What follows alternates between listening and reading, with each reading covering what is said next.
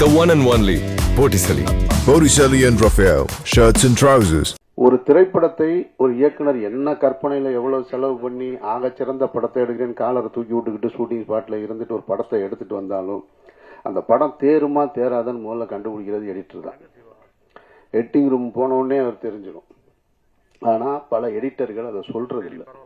அதுதான் பிரச்சனை.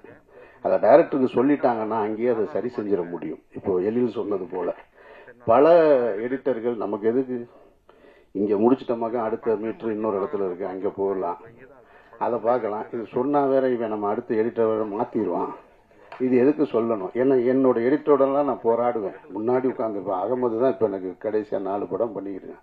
ஐயோ ஏதாவது வாயை திறந்து பேசியா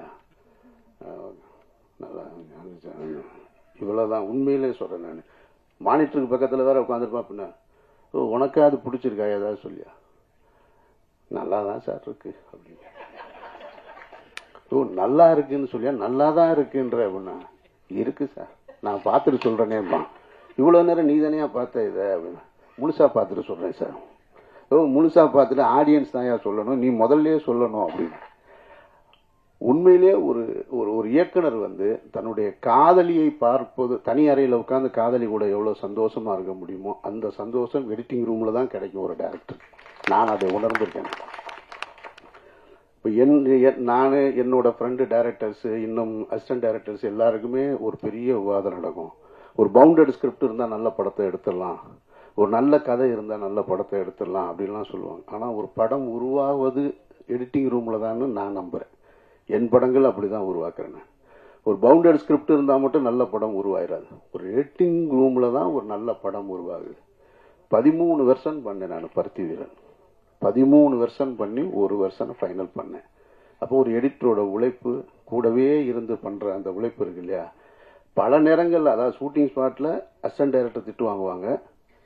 ஷூட்டிங் முடிஞ்சதுக்கப்புறம் அதிக சண்டை வர்றது எடிட்டரோட தான். அப்படிதான் நடக்கும். ஆனால் அதை தாண்டி படத்துக்கு தான் உண்மையாக இருக்கணும். நீங்கள் டைரக்டருக்கு உண்மையாக இருக்கிறதோ அது தேவையில்லை. அந்த படத்துக்கு எடுத்துகிட்டு வந்த படத்துக்கு உண்மையாக இருக்கணுன்றது தான் என்னுடைய கருத்து. அதே மாதிரி எனக்கு தெரிஞ்சு ஒரு படம், அந்த படம் ஒரு புதுமுகத்தை வச்சு எடுத்தாங்க. அந்த படத்தை எடுத்துட்டு ஒரு 2 ஷெட்யூல் முடிச்சுட்டு வந்த உடனே எடிட்டர் படம் பார்த்துட்டு, அந்த எடிட்டர் இங்கே இருக்காரு, இந்த அரங்கத்தில் இருக்காரு, அவர் பார்த்துட்டு சொல்லிட்டாரு, சார் இது தேராது சார் இது அப்படின்ட்டு. அவர் என்ன பண்ணிட்டாரு, ஆனால் அது தேர்ற படம் தான், இவர் முடிவு பண்ணிட்டாரு அது தேராதுன்னு சொல்லிட்டு அந்த படத்தை பாதியிலேருந்தே விலகிட்டார். நான் என்ன நினைக்கிறேன்னா, அப்படி ஒரு இளையராஜா இந்த படம் தேராதுன்னு நினைச்சிருந்தா ஒரு முதல் மரியாதை வந்திருக்காரு. பஞ்சு சார் அப்படி நினைச்சிருந்தாருன்னா அபூர்வஸ் அவர்களை திரும்ப ரீஷூட் பண்ணி எடுத்திருக்க மாட்டாங்க. ஒரு பாஷாவாக உருவாயிருக்காது. அப்போ படம் தேருதா தேரலன்றது இல்லை, நீங்க அதை தேத்த வேண்டிய பொறுப்பு இருக்கு. நல்லா எடுத்துட்டு டைரக்டரே நல்லா எடுத்துட்டு வந்துட்டா அப்புறம் நீங்க எதுக்கு?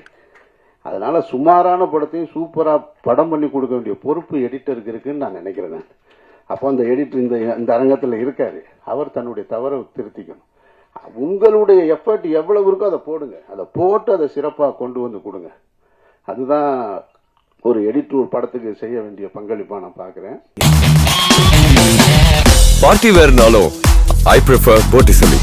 எங்க இருந்தாலும் நம்ம ஸ்டாரா தெரியணும் இல்லையா? வெரைட்டியான கலர்ஸ், நியூ டிசைன்ஸ், அதுக்கு மேல star look. The one and only Botticelli. Botticelli and Raphael, shirts and trousers.